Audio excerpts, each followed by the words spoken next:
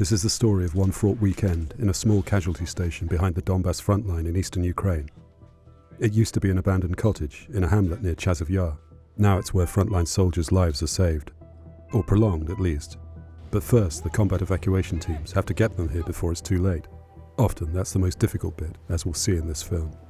I'm here 2 months and 2 weeks without changes. Every day? Every day. 24 hours, yes. The Russians have been trying to take the fortress town for more than 2 years, since the fall of next door Bakhmut. The Ukrainian 56th Brigade has been in the forefront of its defense. Their casualty station is well within Russian drone and artillery range. We will see the difficulties of saving lives in this deadly environment when a combat mission ends badly for a reconnaissance unit, and the pressure on those medics who man these beleaguered posts. They've been waiting 3 hours now for the casualties to be brought down the road. They don't know when they're going to come, but there's a danger of being overwhelmed by the number of casualties in this very small station. This is what we saw. A Friday evening in September, night approaches, and with it another Disney sunset. But to the east, the Donbas horizon resembles Tolkien's Mordor. Artillery rumbles as the shadows lengthen. There's a sense of foreboding of what is to come, because the victims of war will arrive on the hamlet's doorstep soon enough, as they have done every day for months. A casualty stabilisation point, like this one, is a kind of halfway house for wounded soldiers, between his frontline trench and a fully equipped hospital which might be hours away. It's the first place where his or her injuries will be assessed and treated by qualified doctors and surgeons in a medical environment, rather than by combat medics or his own comrades in the mud and filth. Stabilisation points are all about what is called the golden hour. This is the 60 minutes after serious physical trauma, during which medical intervention has the best chance of succeeding. That trauma can happen at any time of day or night. But dusk is when Ukraine's casualty stabilisation points start to come to life. During daylight hours, the threat posed by Russian kamikaze drones and artillery is severe. Only when darkness falls can military evacuation teams move the wounded from the front line to these medical posts with any degree of safety. Some will have to wait in agony for 12 hours or more before they reach a doctor, others for days. Over several nights in the autumn of 2024 and the winter of 2025, the Mail Frontline team was given exclusive access to 2 stabilisation points in Donbas. In part 1 of this film, we saw the team at this station deal with 2 50-year-old soldiers who'd suffered serious burns to their heads and hands when their dugout was hit by a tank shell, and we spent a night in a larger casualty stabilisation point run by the 5th Assault Brigade, where a bell rang every time there were new arrivals. 2 of them had life-threatening shrapnel wounds. Yesterday, the small 56th casualty station had to deal with the aftermath of a Russian artillery strike on an international committee of the Red Cross supply convoy. 2 civilians were delivered here with serious wounds. Another 2 died on the way. A Red Cross staff member was burned alive in the cab of his truck. The day is relatively quiet, so far. In fact, the stabilisation point's weekend will begin with a deceptive calm. It will end in a mass casualty bloodbath. Not every potentially fatal casualty of war has been wounded by enemy fire. The station has 4 operating tables. One of them is now occupied by a 52-year-old soldier who arrived complaining of head and chest pains. He is an example of Ukraine's over-reliance on Generation X to fight this war. Middle-aged men form the majority of frontline troops. The average age of a combat soldier is 43. Many are not fit for combat. Sometimes age and stress will get them before a Russian shell splint. The medical team finds that his blood pressure is fatally high. He could succumb to a stroke or seizure at any moment. The medic in charge this weekend, and for the foreseeable future, is Dr. Kostya. Before the full-scale invasion, he taught general surgery to medical students in his home city of Odessa. He liked to go to the beach and swim in the Black Sea each morning before he started work. Now he's the only trauma surgeon at this frontline Donbas casualty station. He hasn't slept properly for 72 hours. There is simply no one else at the moment to take his place. During this lull, he tells me about the challenges he and his small staff face. What are the most common serious life-threatening wounds that you have to deal with here? Are they caused by artillery or drones or? Mostly it's drones. Drones. And mines. Drones, what they do, they explode and cause small injuries of all over the body, which not close with arm. And mostly it's damages of head, arms and legs. Mm-hmm. It's damages of big vessels and it causes massive bleedings. Our guys put tourniquets on extremities, but because of the time they are getting here, they can lose a lot of blood.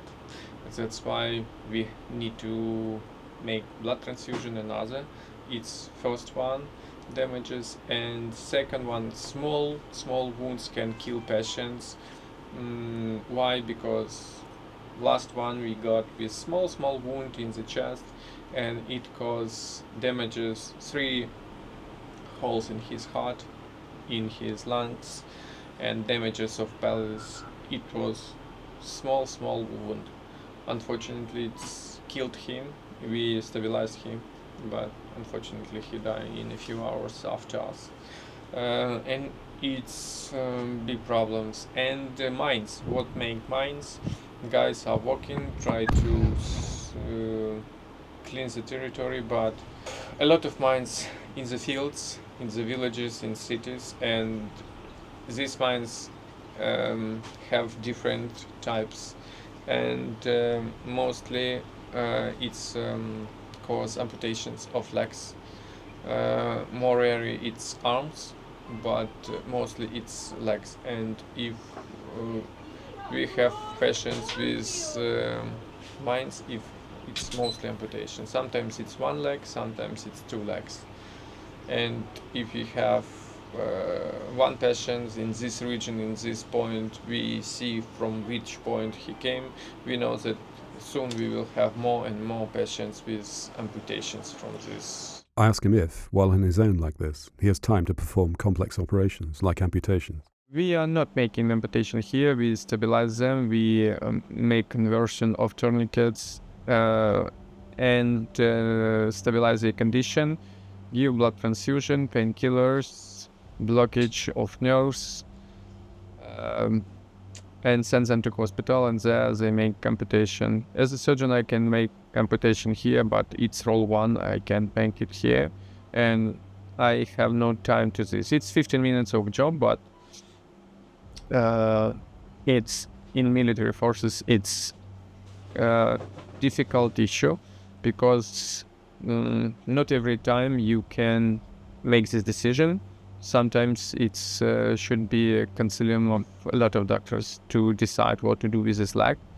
That's why it's important to send them to next point. And I have no time, because now I have 1 patient. In 5 minutes I can have 15 patients. That's why I can't give 1 patient a lot of time. There's a lot of blood involved. 10 units of blood, it was a few days ago. It was the most use of blood.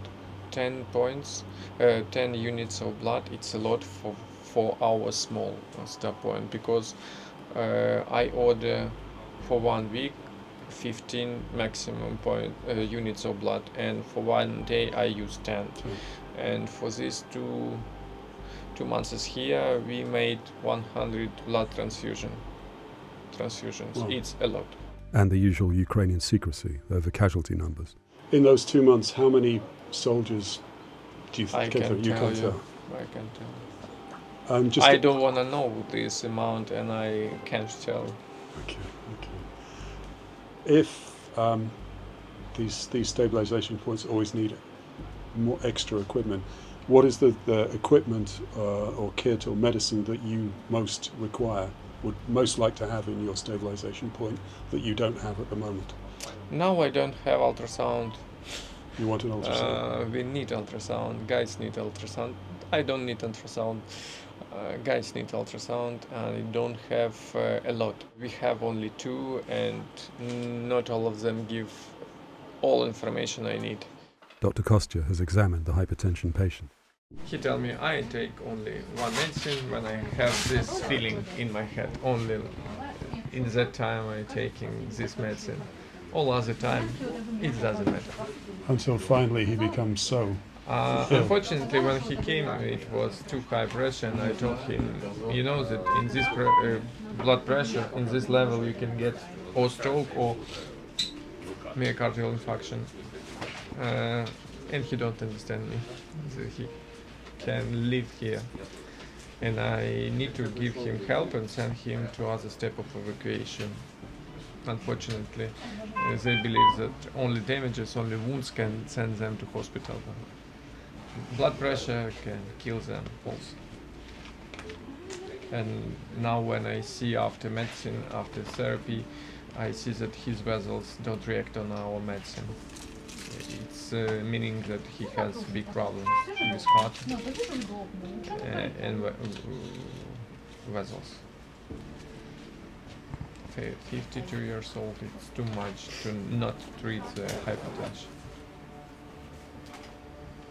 But this is hypertension Yes. exacerbated by the war, by being a soldier.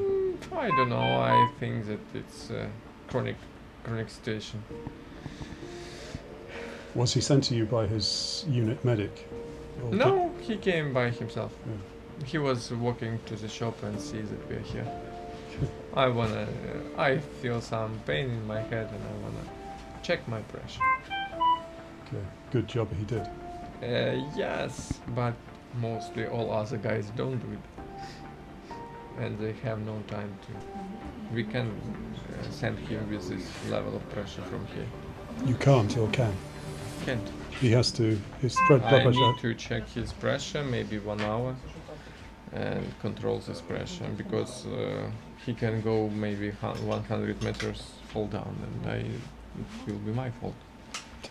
Tonight is quiet, but the young surgeon is always under some kind of pressure. Yeah, I'm the coordinator of the stabilization point. I'm a surgeon.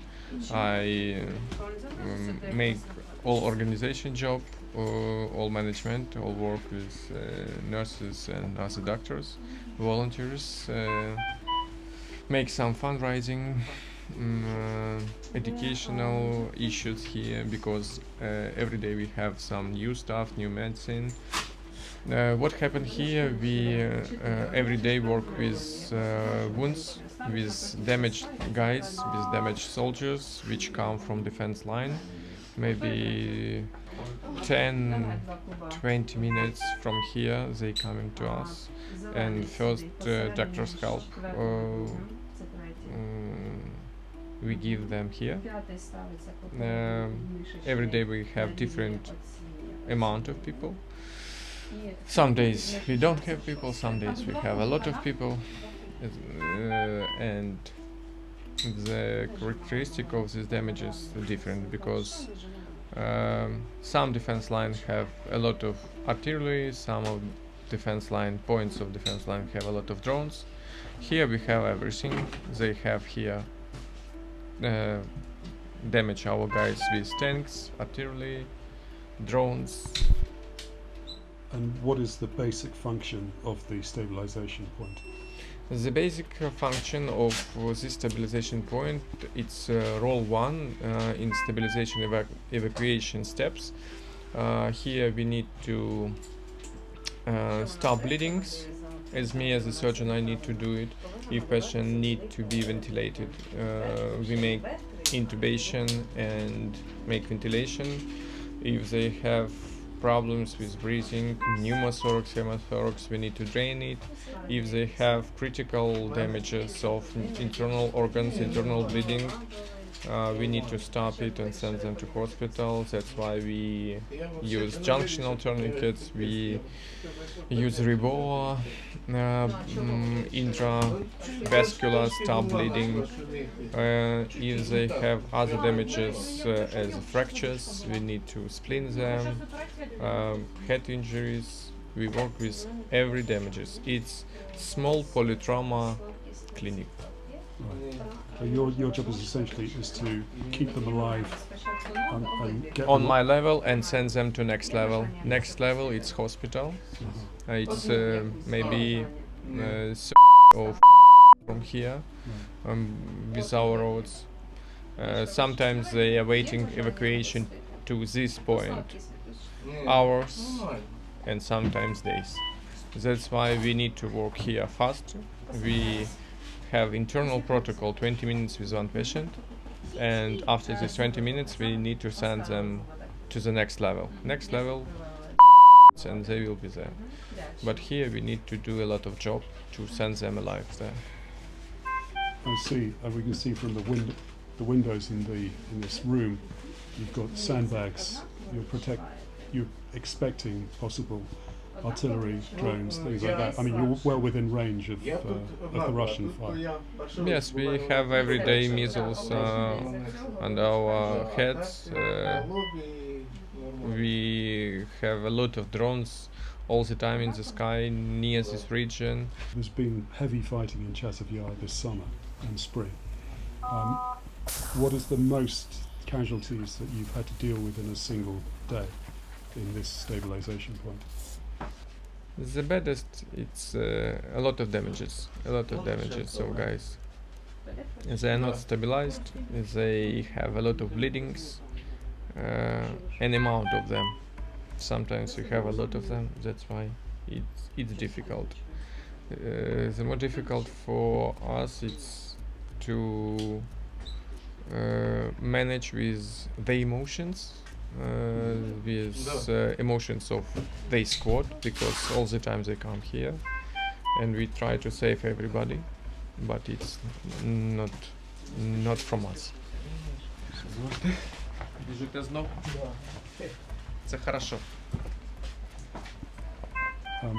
You're dealing with the emotions of the squad members, but again, going back to the issue of stress, it's for you and for all your team.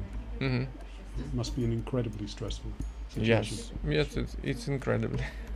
I even don't have words about the stress, but doctors all the time, even in civilian life, have stress and burning on the job, and level of depression in doctors' job, it's high level, because we see every day a lot of damages, a lot of problems, a lot of emotions of patients in any departments, pediatric, oncology, and other, traumatology, resuscitation, other stuff, because people suffering everywhere. Here we see the top of all suffering in the world, because our guys wasn't ready to be here. They don't know what are waiting them there. We don't know what we are waiting here every day, because when doors open, mostly we don't know what will be there, and we need to be ready. How long can one of your shift be if it's very busy? I'm here 2 months and 2 weeks without changes. Every day? Every day. 24 hours, yes. You sleep here as well? Yes, I'm sleeping here, I'm living here, yes, and working here. Constantine, that's a bit yes. extra. Because we are waiting for other doctors, and we will get them in the end of September, but we're still waiting. The middle-aged soldier suffering from hypertension is leaving the casualty station to return to the front line. Dr. Kostya is not happy about it, but there's little he can do. Every soldier is needed in the defence of Chasiv Yar. Outside, the artillery crashes, but inside the casualty station, there's peace again. Dr. Kostya and his team can catch up with paperwork and checking the equipment and supplies. They know this lull won't last long. And it doesn't. We can hear the artillery. Over the nearby ridge, somebody is having it rough. Eventually, 3 casualties of a Russian mortar attack arrive. 2 are suffering from concussion. The third is wounded in his hand. Again, he's a frontline soldier from Generation X. The paramedics and nurses get to work. In time, the soldier is removed for further treatment at a hospital.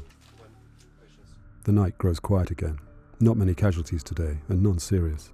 But after 3 days without proper rest, Dr. Kostya is exhausted. The next time we visit, he and his undermanned team will have to deal with a multi-casualty tragedy. Sunday afternoon, word reaches the casualty station that at 10 a.m. this morning, a reconnaissance unit from another brigade has suffered multiple casualties in a single incident on the Chasiv Yar front. It's not clear yet what happened, but some of the wounded are still where they fell and cannot be reached because of intense enemy fire. Dr. Kostya and his team must prepare for incoming wounded, lots of them. They do not know what kind of injuries they will be dealing with. I asked Kostya about what to expect. Every time. I have no idea what the condition. Or what time they will arrive? And when they called me in the morning, it was 3 guys. In a few hours, it was 5 guys. In a few hours, it was 7 guys, 8. Now it's 9. and maybe in the end it will be 11, 12, and it's only one squad. I don't know what happened with the other squads, because there are 3 now. But you don't know what time they could arrive in 5 minutes or another 5 hours. That's why I can promise. Listen, it costs you each your meal.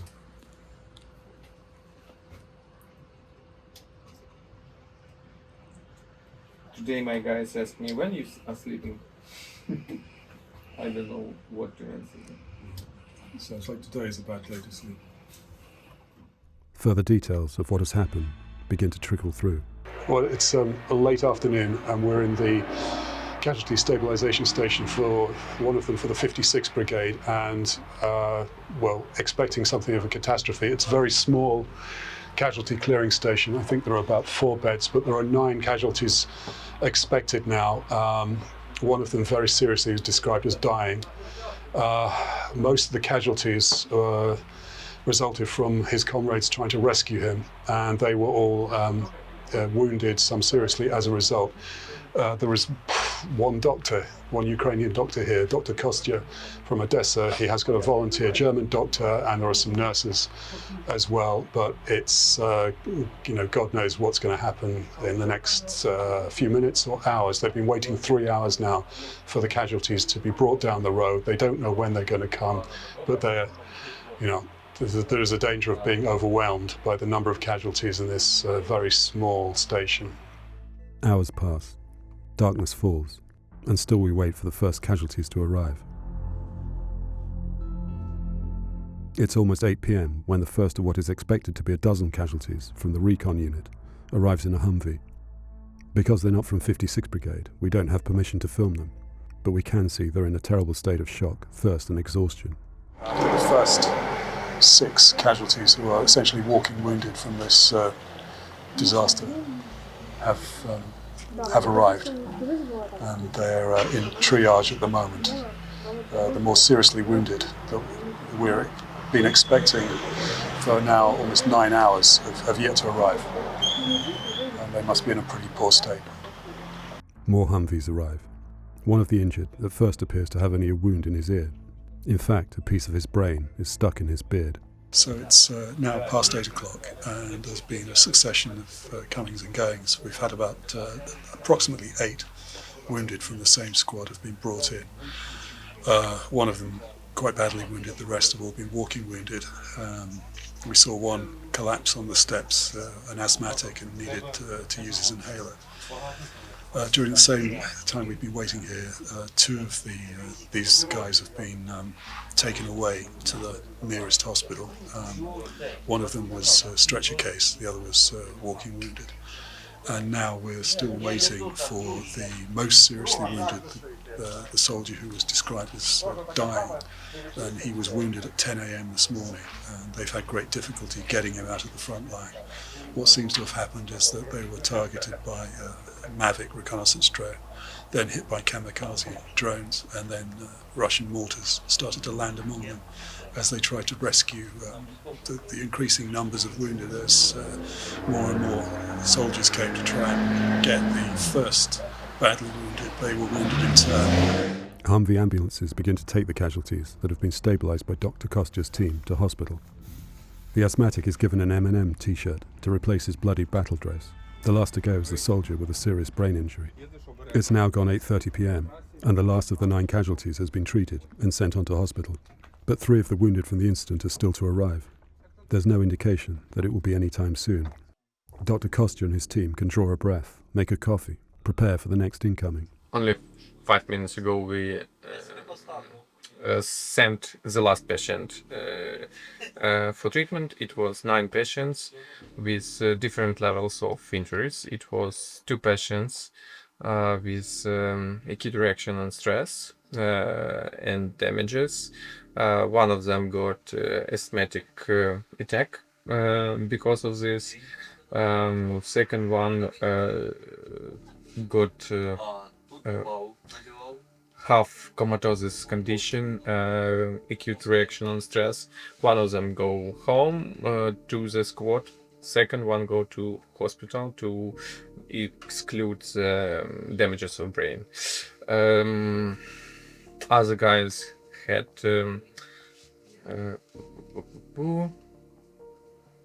Пустину забуваю, як буде shrapnel. Shrapnel. Other guys got shrapnel damages all over the body. Middle one patient got head injury, and the last patient was bad. Unfortunately, at first, they came to us and he was green one. They told me that he is green one. He has only damages of his right ear. Green means light injury, but unfortunately, it's the biggest problem on the first stages of help. Why they need to come here? Because when we washed his ear, it was damages of his skull, bones of skull, and it was brain outside. It was open skull injury, and he's bad one. He's from this. He's one of the stretcher cases we saw. Yeah. He was the last who was on stretchers. Yes, go to hospital, and it's probably for triage because he's sitting everything fine, but these damages can kill him. That's why he had to be sent to hospital as soon as possible.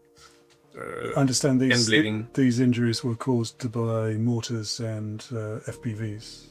It was mines. Mines. It was минометный обстрел. It's mortar shell. Mortar shells, yeah. Mortar shells, yes.